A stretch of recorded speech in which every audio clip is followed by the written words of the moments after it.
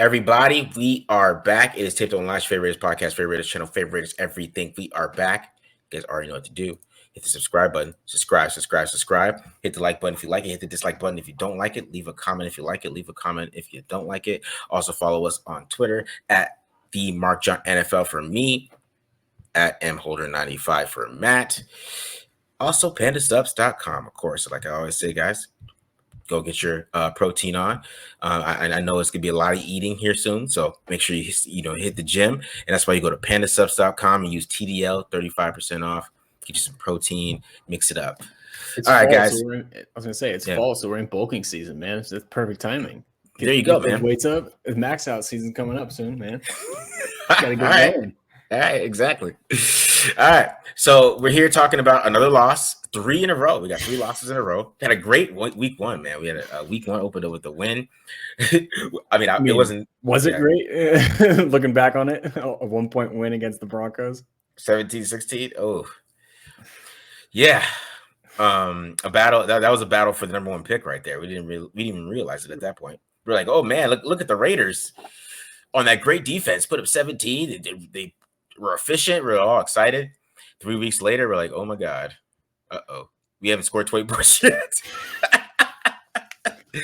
But the defense is like encouraging. I don't know. You're going to show some Trayvon Moehrig today, but the defensive line looked a lot better. Max Crosby, of course, was a monster this game. I mean, Tyree Wilson looked better too.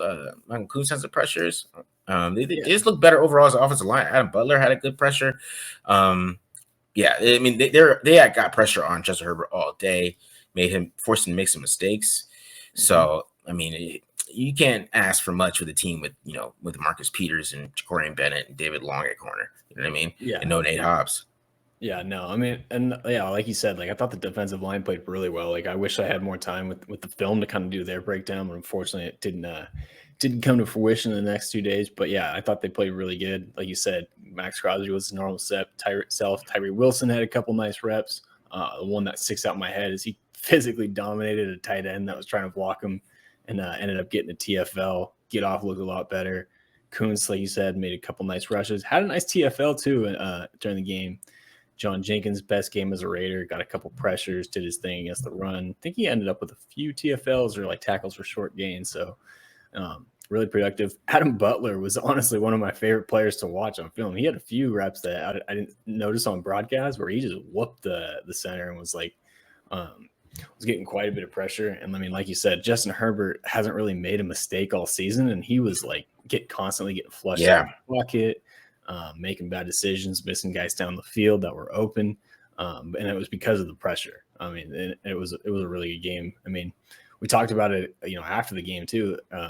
That the way the game flow. Like I know they scored 24 points, but like defense really played like one of their best games of the season this year. And I mean, the fact that they kept them to 24 with all that adversity and shut them out in the second half is a big testament. But I was just going to say the 2 things that still irk me is the Raiders are still good for a few coverage busts a game right now, and they can't tackle, dude. It's getting brutal. Like, so many guys are missing tackles. And some stupid penalties, man. Because the Spillane penalty pissed me off because even watching the offense, they show you like a flash of after Moehrig getting the interception. They're like on the 20. Yeah, it's just that play right there. That changed the whole game. But the defense, I think they made some plays, but they also made some stupid penalties, like the David Long penalty. That was dumb. Yep. It's just. And it sucks because David Long actually had a good game outside of that one egregious penalty that just wiped away a Crosby strip sack. But yeah. And I mean, I thought Amik had a pretty good game too. He made a couple plays and made some tackles. Like obviously not having Nate Hobbs isn't ideal, but like watching back on the film wasn't like, oh yeah, they really missed Nate Hobbs like because Meek was getting burned or anything like that. I thought he had one of his patented good games stepping off the bench and making some plays. Yeah, I mean that was encouraging to see Meek play well, and it was encouraging to see the defensive line play well too. I still think at the end of the day it ended up coming back 4 weeks in. We're like, oh my god, the linebackers look really good week 1 this time, and then now we're like week 4, like oh. Yeah, it was the problem. We were right. So, I think that's a kind of a big deal at this point, a little bit. So, yeah, that was my other takeaway. They can't tackle. My other takeaway too is like I'm getting real tired of watching Divine Diablo and Robert Spillane out there too. Like both those guys just miss so many tackles or over pursuing. Like I want to see. I'm at the point where I'm starting to get there where I'm like want to see Luke Masterson get some more playing time because it's been rough back there. Like you said, ever since week 1, it's been pretty much all downhill. And yesterday or Sunday wasn't much better. No, it wasn't. It wasn't much better at all, man. And I think on PFF they had 5 missed tackles just in coverage. So that means check downs. If you're going to play check downs, man, and you have linebackers that can't tackle, I mean, what's the point, right? Yeah. You might as well just play man and try to attack or do something. If you can't play soft zone and you have these linebackers that can't tackle at all, and those are the only linebackers you have on the field. I mean, and then I think about like Amari Burney. Can he really tackle? I don't know. He can't really come out and tackle. He can do it in preseason. So it's going to be interesting to see how they kind of grow from there. But man, speaking on that too, like I don't know, I would be interested to track how many yards Marcus Peters has given up on tackles, because like I know he's like going for the ball and like that's his thing, but like he does it literally every single time, and I've watched him give up first downs, and I'm like, bro, can we, like, I know you're an old dude and like whatnot, maybe can't bend quite as well, but can we dip our shoulder and like, you know, go for the legs every once in a while? Because right now you haven't forced any fumbles, but you're giving up at least like 5 yards every time you tackle somebody. Yeah, I mean, especially when you mix it up like he does, man. It's you got to have somebody that can make some tackles. The Steelers ran some play that they just ran it right at him. Yeah, like everybody's trying to. What concept is this? And I would tell people like that's called run at Marcus Peters. That's the concept, because that's what they did, man. You know, that's how they mixed it up, and that's what their goal was on that play. So yeah, run the ball at the guy that tackles high and weighs 200 pounds. He just like does this. You know, he just goes. And like I get it, you're trying to make a play, but like at some point we need to just wrap the guy up. Yeah, man, it's wild how he just does that stuff. But yeah, offensively, they're a little different there. It started off really ugly, and it was bad. Like it was like 2 different games. Like Devontae Adams was in the game. The offense wasn't bad, but when he got hurt and he came out of the game, oh my God, they looked. That was when they went on that terrible streak, like all the fumbles and all that most of the stuff. A lot of the stuff that was happening was when Adams went out of there, because they're trying to mix it up, trying to find who's going to get the football. I think they had a game plan for Adams, I think, to get him the ball a lot. And when he went out, I think they kind of lost that. And I think O'Connell was kind of lost a little bit too. He was kind of gun shy, and he caused some of the sacks that happened with Khalil Mack as well a little bit. A couple of them, we'll go over that today. And I felt like that he kind of got better as the game went along. Like they went down 24-7, and all of a sudden he just started playing football. It was like a wake up call. What? Yeah, you went into YOLO mode. Like it was basically like, fuck it. I might not start ever again. This might be my last shot to start. I feel like it's really what it was, because one play, a lot of people were like, oh, he threw into a double team, but there was the play he threw to Jacoby Myers. Jacoby Myers got the PI. It's like they're doing bracket coverage, so they're playing cover 5. So they're doing bracket on Adams and then a bracket on Myers, but Myers beats the bracket on a post. So O'Connell just chucks it up.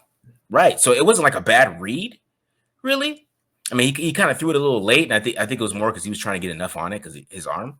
But after that's when I was like, oh, you're just like, fuck this, man. I'm down 24-7. It's my first start.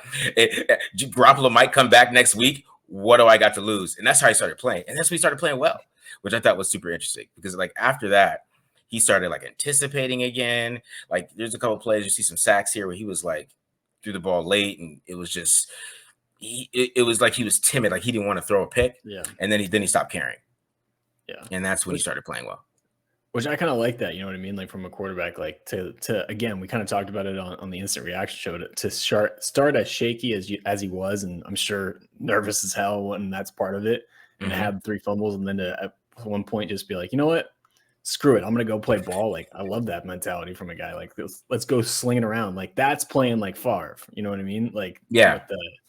So, yeah, I mean, I love to hear it, but I mean, I just kind of wish he was almost starting again next week if this is how the rest of the season is going to go. But it doesn't. Yeah, because, to be honest, I mean, I feel like the growth that he showed throughout the game, and he was anticipating Devontae Adams. I kind of showed that on Twitter.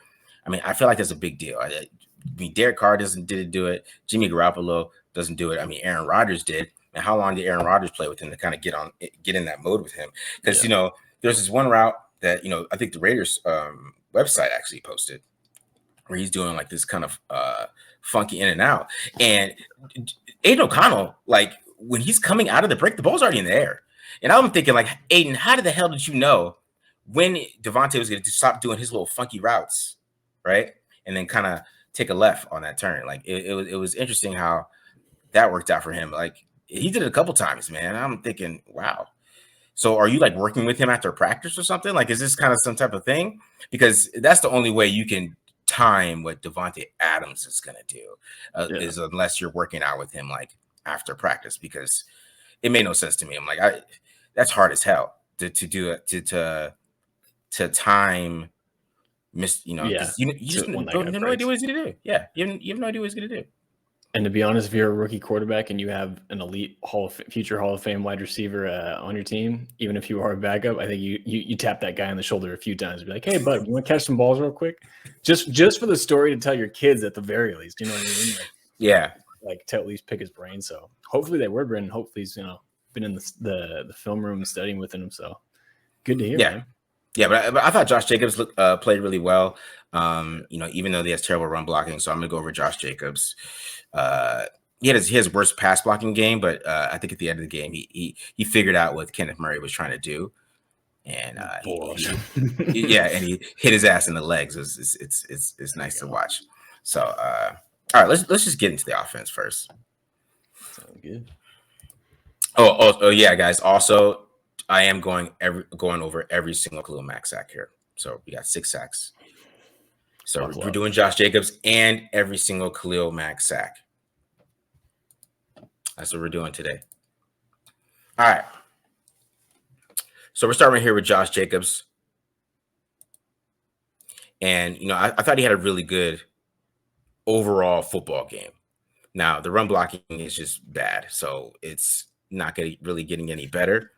But I thought you could tell he has a little more juice, right, than he had week 1 and week 2. So in this one, we're getting a little halfback draw. See him kind of go in and out, kind of set up, help Austin Hooper a little bit, force that guy outside, kind of get skinny in that hole. He gets 5 yards there. It's a good, effective run. Would have had more if Limanor had that block down. Yeah. Let's watch it one more time. Ooh. I like Jacoby Myers on that crack block too. Oh yeah. Let's talk about that too. Let's watch Jacoby Myers do the same block that got him 15 yards. Boom. That one was worse, honestly, than the one that got him 15 yards. The one that got him 15 yards, he hit him in the chest. Wow, that one wasn't a crack block. Interesting. All right, here's another good run from him. Had a lot of good runs in the second drive, not the first one. All right. Boom! Look at the same crack block from Jacoby Myers doesn't get flagged. I don't know. Like, did Brandon Staley like call somebody or something? Like, what did he do? All right, because we get a little duo on this one right here. Yeah, I believe. Yeah, let's do it. There's another good run from Josh Jacobs. Go back one more time here. I mean, this is a great block from Colton Miller. A good block from Mayer too. Pretty good block, little Mayer. Okay, there you go. All rookie right. on rookie. Rookie on rookie. He's kind of growing there as a run blocker, I believe. Nice. All right, so here's some lead power. This is my favorite Josh Jacobs run. So watch him be patient on this one. All right, there you go. So watch right here. He kind of sets up the block. He gets Johnson. This is just pure power, man on man, hat on a hat. He just goes right inside, gets skinny, boom, plays behind his pads, almost scores a touchdown. So it's one more time. Beautiful block by Johnson. Boom. That's a great block by Johnson. Right, one of the best linebackers in the league. And Jacobs drags him to the 1. So, I mean, he looks fresh, right? I mean, I feel like he's due. If these guys can just block somebody in front of him. So here's another one on the draw. As you can see, like, watch him kind of decide which one. I mean, maybe he could have went this way. Maybe he did choose wrong a little bit on this one, but you kind of see how this guy was maybe going to have a chance to tackle him. He had to kind of go wide. That's why it's interesting, people do these. Oh, there's a big hole, right? But this guy's right here. Yeah, there's a big old hole. But he makes the right decision, and then he goes this way. It's a good block by Parham. I'm surprised he didn't get a hold there, but that's fine. Good. I feel like too him doing that like little like pressing the line that gets Kendrick to come inside a little bit more. That sets up the backside gap, the weak B gap. A little draw play. Raiders love to run here. All right, so now that was the good runs. Now we get to the bad stuff. So this is just they just get no push, man. There's just no push here at all. Right? We're getting some more lead power here. And like nobody's getting moved, but like they're not losing, but nobody's moving. So it's just pointless. Mayer kind of loses too. Oh yeah, Mayer gets beaten aside and that fucks up Johnson. Yes, sure. That's a get what you can run. Yeah, exactly. But you wish maybe Miller and Parham could get more push here, right? You got a double team and maybe open up something besides Johnson, and then James, he never gets any push. So you know how that goes. It's never gonna happen. All right, here's another one. Got an 11. Some more bad run blocking here. So they tried to do a little swipe here, but we gave him some help. You see that? There you go. They tried it on James, but we gave him some help here. But Illuminor gets his ass kicked. I mean, you never want your lineman doing this, taking a knee and looking back at the play. It's just and Jacobs always made a miss. It's just you just never want your lineman on the ground doing that, right? He got Jamesed. Andre James did a good job of keeping his head up and not getting swim moved, but Jermaine Illuminor have been like watching this film or something. Jesus. I know James been at the tape. He's like, y'all beat me this week with this. Yeah. All right, outside zone, but this is where you see James not have the power that he usually does. Or I mean, never does. I said usually. So he's getting pushed back. Really just blows up this whole outside zone. I mean, maybe he could have cut back. Yeah. My thing is though, watch Kendricks is going the opposite direction pre-snap. Like they had it perfectly set up. If he could if James could have sealed that edge and they could have worked out to him. But Van Roten had to work up to 9 to Murray instead. Yep. Basically. Damn it. Like when I saw that, I'm like, oh, there's a chance. And nope. Khalil Mack kind of took it too. Johnson there, it looks like too. I didn't even show the play where they tried to do a counter to Mack. It was the stupidest thing I've ever seen in my life. All right. So I mean, where Josh Jacobs really was effective this game was the passing game. So here he is right here. Just getting the check down. So, I mean, there's nothing open. Hitting the check down, 3rd and 18, get 18 yards. I saw him in an open field.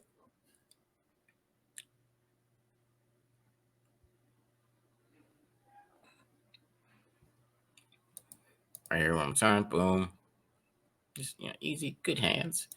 He's been working on his receiving skills. Oh, man. Oh. All right, getting open field. Get 18 on 3rd and 18. The Raiders needed that. All right, so here's another one.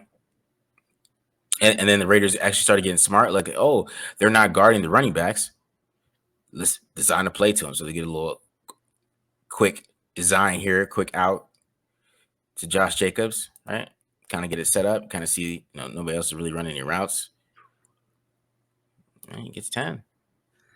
They got to use him in the passing game more because I feel like he's getting open as a running back against some of these underneath looks that they're getting. So you see it. I mean, Connell does a good job. Yeah. Connell in the 3rd quarter, you realize, oh, Khalil Mack's plays. This is not the Big Ten. I'm playing against Khalil Mack. I mean, that's the thing with Jacobs is like what you're talking about, like they need to get him involved in the passing game more. Like we know he's good at making people miss in open space. So one way to do that, especially if you're not run blocking well, is to give him the ball past the line of scrimmage. All right, so this check down was probably the only one that I say O'Connell missed this whole game, and because he has Jacoby Myers here on the seam, right? Everybody takes a check down instead, but I mean he's already been sacked 7 times. It's like one, two. You know, I really just he could have hit Myers on this one, but like I said, he hit that check down. I mean, he scored on this drive, so I'm not complaining. Like you said, this is after sack 7, so his internal clock is rapid right now. You're counting to 2, he counted to 10. All right, and like I said, Jacobs got his butt kicked blocking, but this is him, not trying to take on Kenneth Murray anymore. He's like, you're not gonna bull rush me anymore. I'm just gonna boom hit you in the legs. I just love this play from O'Connell from the O'Connell side. Ooh. With this nice little slide, right? So you get the boom block and a nice little slide from O'Connell, and then he gets his feet right in his J's. It's just nice.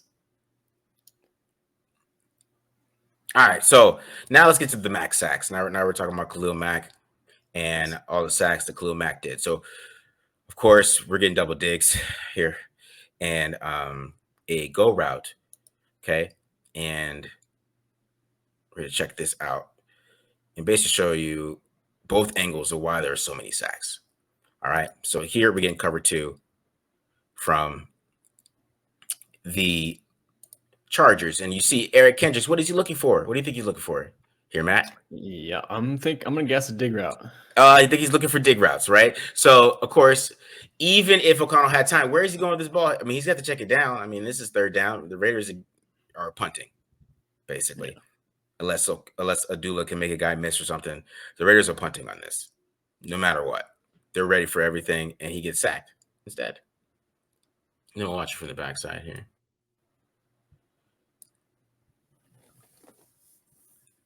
And this is a stunt. I want you to watch. So we're watching this stunt. I want you to watch this side, right? And then watch these two.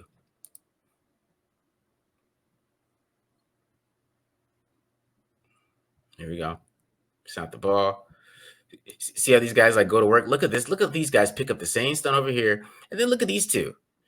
They're just, do they not realize? It's like they didn't watch film this week. Nope, they didn't watch 3rd down. These guys did. Those 3 did. They watched film this week. I don't know about those 2. Good Lord. Easy sack for Khalil Mack right there. All right, here is a fumble. I think this is the 2nd fumble here. So what we're getting, let me go take it back. We're getting these little choice routes here. Not a choice route. We're getting basically a flat and then kind of basically a curl hitch and then a seam instead of what you usually get on the spot route, which is the corner. So kind of switch it up, do a seam instead of, not a seam, I mean, maybe it's a skinny post instead of hitting the corner route on the spot concept. So see here on this one's on O'Connell on me. This is not really on Colt Miller. Colt Miller does lose here, but I think Colt Miller does a great job of not getting Eric Fishered and holding his own here a little bit, right? Because O'Connell, he should have got rid of this ball by now. But this is him in the first half, and I'm talking about when he was a little timid. I don't know what was happening, but he's got to throw this football to right here. Now, the ball if the ball was already out, Mayer is running, right? But you still had time to throw it to him. But then for some reason he wants to throw to Myers because maybe he feels the pressure, and then he fumbles. So I think this sack is definitely on Aiden O'Connell. By the way, what's getting Fishered? Eric Fisher? When you get lifted up in the air by the long arm. Yeah, see, he tried. See, it almost happened. There you go. Just one on there you go, Colton. There you go, Colton. He held it down. But like I said, the ball should already ship it out. So you see here, boom, ball out. Yeah, that should be gone. Yeah.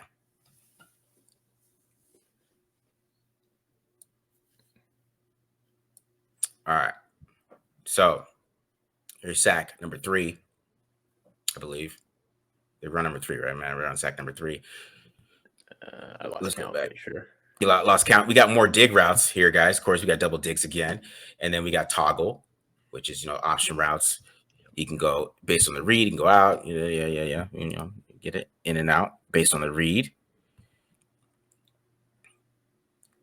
So we're going this one. Now, here, there really is nothing open for him to go with the football. If you look at it, especially how they're playing coverage. Take it back a little bit. Kind of see like it looks like cover 3, but it looks like a little about kind of like a Nick Saban kind of cover 7 type of look. Yeah. Right. And then you see how Samuel's playing. Look at Samuel's leverage. He's like, you're going to run an out route and you're going to like it. That's how you're going to play. You're running out routes today. You're going to throw outside the numbers. And see, so there's really nowhere for O'Connell to go on this one.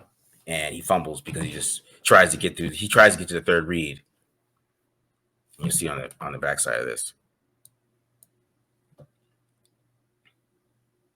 Which Adams does get open here, and this is a great blitz pickup by Jacobs here, but he tries to get to the second dig. Nope, not there. And I try to get to the third, but Illuminar can't hold Khalil Mack that long. So let's watch. All right, and Mack just comes right back. He just over pursues, basically comes right back inside on him, and just reaches just for the fall.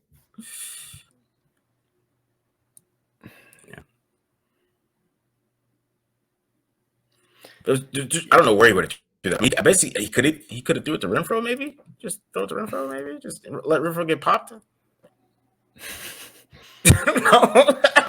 Yeah, it's crazy. All right. Sack number 4. Here we go. We got a little out and up here, and then we got a go route from Tucker, and of course. A dig, of course, guys. Who do you think this is? This one is Illuminar gets his butt kicked, and I want to highlight on this one, which that watch who's getting double teamed. I showed this on Twitter. Right, watch who gets double teamed on this one. Right? You got Mayer and Miller, who's one of the best left tackles in football. We're gonna help Miller out on Thule.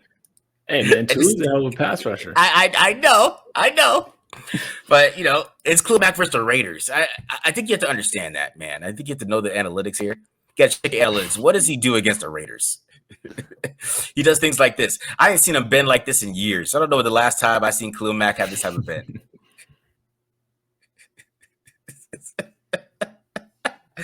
Years. It's been like that's 2019 bend. I don't know. He says everything for this game, man. All right, here we go. Now the Raiders. This is later in the game. The Raiders are like, you know what? We're gonna throw outside the numbers here. Finally, this is what we're gonna do. We're throwing outside the numbers. Now I want you to watch Khalil Mack here. I got him circled. He's not even pass rusher on this one. This is why this is the funniest sack. So he's really they're playing cover 5. Okay, so I don't know what Adams is doing here, but he gets bracketed. I don't know what the hell this concept is over here. I can't explain it. I know this is called ghost over here. That's all I can tell you guys. I mean, Renfro gets open, and if they didn't get their butts kicked over here, I mean, it would have been a completion of Renfro because that's where he's going with his football. Just kind of go back. Boom. Yeah, he's gonna go to Renfro, but Parham gets beat, Miller gets beat, everybody in the mama gets beat. And then Khalil Mack just decided, hey, you know what? I'm gonna get me another sack, and just comes out of nowhere and just he just goes gets it. Just Khalil Mack. Oh, you know what?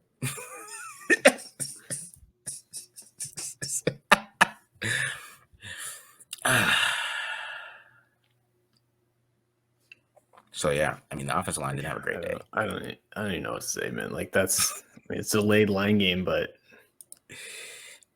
geez, someone's got to. I mean, block somebody. Somebody block somebody. All right, here's the last one. Go ahead, Matt. I was going to say, I do like Miller's effort on that because he's not responsible for that. He's actually responsible for Khalil Mack, and he just kind of like tries to give a last-ditch effort and tackle him, but obviously it didn't work. All right, so here we go. So we got to end this with Dagger, of course, because they ran Dagger like 30 times in this game. And I just want to show you how the NFL is playing dagger now. So watch this safety right here. So he sees I gotta see him. Look where his eyes go here in quarters. Right there. Look where his eyes go. Mm-hmm. Why would his eyes go there? Because I gotta see him. What's coming behind the seam? It's dagger, and of course, I mean, there's nothing but checkdowns here. And then this is the first time they actually, at the end of the game, when they really need to score points. Okay, maybe this guy's actually still pretty good. Maybe we should get some chips on him here. And this is like the first one they did, and it's like, and Lunar still gets his butt kicked here. I don't know, like, why is his hands down? First of all, like, what is he doing? He's like, get out of here, man. And then this is go back a little bit. So go back pre-snap. So he's so Khalil Mack's in a wide 9 technique, right? Mm-hmm. The like elementary coaching point is literally to go out and get him, right? Reduce the spare area, not to work vertically, and he literally just works vertically. Like, I know he's got the chip and he's expecting Khalil Mack to come inside a little bit, but like he made the corner shorter for him by not going out and getting him. Like, that's O-line play 101. Yeah. Or pass play 101. Yeah. It was all bad, man. It was all bad. So that's the offense. Really. I mean, you saw some Josh Jacobs. Josh Jacobs played really well. But the offensive line, they could not block Khalil Mack. They had no plan for Khalil Mack. I guess they thought Khalil Mack was washed. But maybe he is washed. Maybe he is. But he's not against the Raiders. No. And that's what we learned this week. And I think maybe Josh McDaniels could take that. He's not washed against the Raiders. I don't know. I guess what is the stat? He has like 12 sacks. And the last one was like, maybe it's more than that now. After that, but they're all like half of them against the Raiders, right? Yeah, I think it's more than half now because, like, I mean, I think he had like 12 coming into the game, and or I don't know, I don't remember what the exact stat is, but yeah, I'm pretty sure he's above half after having 6 against them last week. So, but yeah, it's about right. It's funny because it's like the only person that's still around when he was there is Mark Davis. So I guess he just doesn't like the uniforms or whatever. He just doesn't like Mark. Pissed off and Mark didn't pay him the money. Yeah, man. He is. I guess he wanted to be ready for life, bro. He's going to be ready for life. Don't remind me. I mean, I still have my Mac jersey hanging in. I know. Just think about him and Max Crosby. Just in case. Him and Max Crosby. I think about that a lot. I mean, you wouldn't have to worry about the run at all. Teams would not be able to run the ball. But no, they'd have like 2 elite edge rushers. But that's Gruden. Gruden came here and whatever, man. But that's what happened. He kind of wrecked the game, to be honest. He really wrecked it. But also, it was a little bit. There were coverage sacks too, in my opinion. I think a couple of those were coverage sacks. Just not. I mean, he's trying to get through his reads. He gets the third one, and he's getting sack fumbled. And when you're playing like that and you have that type of situation, and they're ready for you like that, and they're playing the inside leverage, they're playing the digs, they're playing all those routes. Yeah, it would have been a long day. Yeah, it would have been a long day for Jimmy Garoppolo. Yeah. Long day. I mean, they knew it was coming. That was for sure. So if he would have finished the game, I don't know if Garoppolo would have finished. Go ahead. Go ahead. Good. I'm curious for your take on the interception, because my thing with that too is like McDaniel's comments after the game like kind of pissed me off too. Like, my thing with that play was, like, yes, it wasn't open, but like the way they run the play call that they run was basically a screen. Like, I know they had a backside slant for a second option for O'Connell, but like they pocket rolled right and ran a flat route where Josh McDaniels is basically saying throw the ball here. And then he's all pissed off that Aiden O'Connell throws the ball here. It's like, this guy made his first freaking NFL start. Like, what'd you expect? So I was curious for what your thought on that play was. Well, so that play is kind of interesting, and I did a breakdown on it because the first play kind of foreshadows the second play. So the first play, basically what happens is Myers doesn't get his head around. Okay, mm-hmm. So Myers' head is taking too long the first time they run it. So O'Connell doesn't throw it because his head doesn't turn around. He's like, I'm not gonna throw the ball unless you're looking. Okay, gotcha. So the second time it comes around, he basically just like expected him just to be open and assumed that Asante Samuel was going to move because the Chargers had like a banjo call on those type of plays. And the first time they didn't do it. and Asante Samuel like points at Michael Davis, and Michael Davis doesn't do it, and Asante Samuel kind of makes him right by getting around. But this time Asante Samuel's the outside guy, and he tries to make he just basically does the banjo call himself and picks it off. But I still think if Myers gets his head around that, he should at least could have knocked him out. Yeah, at least play defense back. Yeah, for sure. I don't know if that's how they're coached to do it, man. Like he really like literally puts his head down and runs with his head down for like at least a half a yard. And I'm thinking like, this is a quick play. Like you want your quarterback to come on the boot and see you wide open quick. And like you should, as soon as you go to block and you come back out, you should be looking for the football. But he like puts his head down, like does this, and then looks, and then by the time he looks, he's like this. It's just the stupidest thing I've ever seen. I don't know. I hope he's not taught to do that. Maybe he is. Yeah. But yeah, man. Yeah. The offense has basically been figured out, anyways. It's second year. Josh McDaniels doing these daggers and digs, and teams are going to keep playing them like this. I mean, the Packers play too high. What the hell do you think they're going to do? Same thing. Same damn thing, man. Yeah, they're gonna have to throw outside the numbers, and if they want to do that, then they have to play O'Connell because he's the only one on this team that can do it. So obviously, because they actually started moving the football when they started doing that. So Jimmy can't do that consistently. So I mean, have fun with that if you want to do that, man. But anyways, Matt, let's get some positivity. Let's get some positivity going. Let's get positive here. Let's get some positivity in the show. Sorry, dude. Here we go. All right. So, yeah, like I was talking about, I thought Trevon Moehrig played probably his best game as a Raider. I mean, if you go look at like the PFF grades, ended up with like an elite grade. I think he was the second highest rated safety behind Winfield, best in coverage. His best game, or his highest graded game overall. So, yeah, just kind of wanted to highlight a few things that he's doing well. Because, again, he had a hell of a day. It was one of the few bright spots for the Raiders. So, first play. Chargers are giving a pretty heavy run look here. We got 13 personnel in the game with 3 tight ends and 1 running back, and they only have that one guy split out wide. So again, pretty heavy run. Raiders have 9 in the box there. Not a bad counter, but Chargers do call play action, which as we saw was that last week, play action was a bit of an issue. But watch how Trevon Moehrig plays this. What I love about it is he's reading the release. Again, going back to last week when we were watching Divine Diablo do this, like he's going to read the release of the tight end.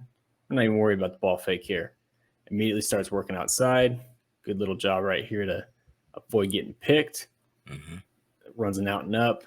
What I love here too is Trevon Moehrig. Now I know he's listed at 6'2" at the Raiders roster, but he was under 6'1" at the combine. So take that with the grain of salt. This tight end here is 6'4", and we're going to see this a couple times from Moehrig. But he goes up, high points the ball. Let me see if I can get the pause right. I mean, right now, that again, he's given up 4 inches to this tight end, and his helmet's above his to go up and high point it and avoid getting himself boxed out. So that's what I love to see. Get a better angle of it here from the end zone view towards the end. But yeah, another great play to go up and test a catch and make sure he doesn't. They don't get the first down here. I mean, you'll see that again, like inaccurate throw, but Moehrig is right there to get his hands in and make this a tough catch for a guy that, again, can go up and get rebounds. All right, we're going to see the same kind of type of thing here. This is going to be the 3rd and 15. Ending's not going to be as great as we would have hoped, but he was playing with the cast on. Raiders are in, which I believe this is a Tampa 2 call near the goal line. We're playing a little bit deeper. Again, 3rd and 15, trying to just not give up the score. We got Spillane running the Tampa coverage, playing in the trail. He actually does a decent job here of, staying in Parham's hip. Now, Parham is 6'8". He's Justin Herbert's big red zone target. If you listen to the preview show with Steven, he was talking about how Herbert loves to just go up and throw jump balls up to Parham. But again, another nice play by Moehrig. Going to jump the route here, read the seam, go up and high point it. Again, this guy's 6'8". He's up above him. Go up and get the rebound, baby. See it even better here from the end zone view. Let's see. So yeah, I was really impressed with his ability to high point. I feel like that's something we haven't really seen from him yet in his career. I mean, look at that. He's getting up there. Yeah. Cast on the left hand failed him on that one, but love to come up away with this pick. But we'll take the incompletion, force, or field goal any day of the week. All right. This one he's actually going to come down with. And to be honest with you, this was probably one of the three plays we've watched so far, probably the least impressive. I mean, Raiders are in too high to pre-snap. They're going to roll down to cover one. With Epps being the low hole player. Marcus Peters, let's see, is this stacked? Yep, motion into the stacked formation or the bunch set. Marcus Peters gives up Keenan Allen on the dig. Luckily, Justin Herbert doesn't see it, but see on the scramble drill. Tips and overthrows, baby. That's how you make your money as a safety. Yep.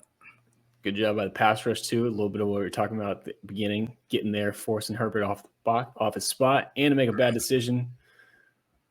And then it just, God damn it.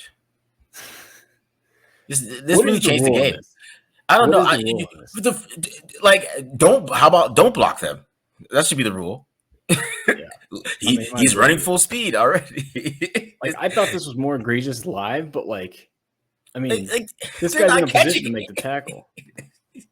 I mean, he's not gonna. I mean, but it's not that bad of a block. Ball, but to be honest, it's a bad call in my opinion because I think it's just a normal block. Yeah, but yeah, at some point you just got to stop hitting them. Yeah, bro. Who cares, man? All right. Anyways, all right. Next one's actually going to be a play against the run, which is not something we see from Trevon Moehrig, who's more of a natural free safety. But it's 3rd and 20. And what I like too is it's 3rd and 20 and the Chargers are backed up. And what I like too is I should have shown the sideline view, but obviously the Raiders have a 5-man box to start. And it's almost like I don't know if he was just supposed to come down or if he just kind of sensed something was up because he's like signaling to his teammates, signaling to the corners over here. And obviously coming down into the box and inserting himself late, which you don't typically see. Like, I think they have Divine Diablo split out wide on somebody right now. I don't know if it was a tight end. But he kind of comes into the box, feels like it's something up, can take on a block from the center. And this is beautiful technique, baby. I mean, look at this. Our hat's under his hat. Our hands are on his chest. Like, again, this guy would probably give him up 100 pounds to, maybe even more. Get some extension, get off that block. And hey, 2nd and 20, we don't need to reduce yards on that time. We just need to make the tackle and get the guy on the ground. It's a hell of a play right there. That fired me up, man, when I see a safety that's more of a coverage guy come up and make that tackle. We'll take that every day of the week. All right, this last one, more of a scramble drill, back in coverage. Raiders are going to run, I believe, quarters here. Yeah, quarters on this one. Going to see Josh Palmer here running across the formation. And then sees Herbert, or what I like too is if you watch Moehrig's head right here, this is beautiful eye discipline, especially against the scramble drill. It's all right. We're keying Herbert. We see him scramble.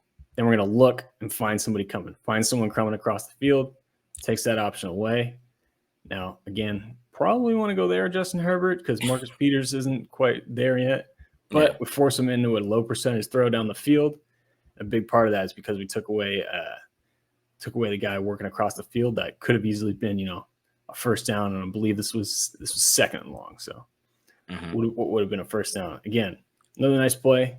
Not something that the last play, at least, not something we're going to put on the end of the season highlight reel. But a lot of stuff to like about Trevon Moehrig.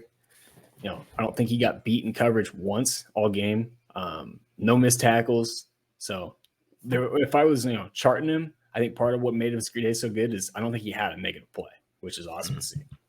Yeah, I mean, that's fantastic to see from a young player like that, man. Just to see him grow a little bit. I mean, because he's had 4 pretty solid games, and it seems like finished it off with a great game. So just because everybody was super high on him, I think that's a guy from the 2021 draft that, everybody thought was going to be pretty damn good. All the draft pundits, all the draft gurus, they all thought he was going to be a pretty good safety. I think he's more getting to play where he fit. Like, you get a lot of too high, a lot of him being able to read and react. Use his ability to kind of read and react to things and kind of drive on the football and not have to think too much and play too much man coverage, because I think that's what they did last year. They made him play too much man, but you got to mix it up a little bit with him. But he can do it, but you just it can't be like a focus. He's got to be a safety who can roam a little bit. For sure, yeah, he's definitely a guy that, like, the more you use him, the more kind of like creative you get with him, the better he seems to be. And two, kind of like what you're talking about, like, he was someone that coming into this year needed to have a bounce back season.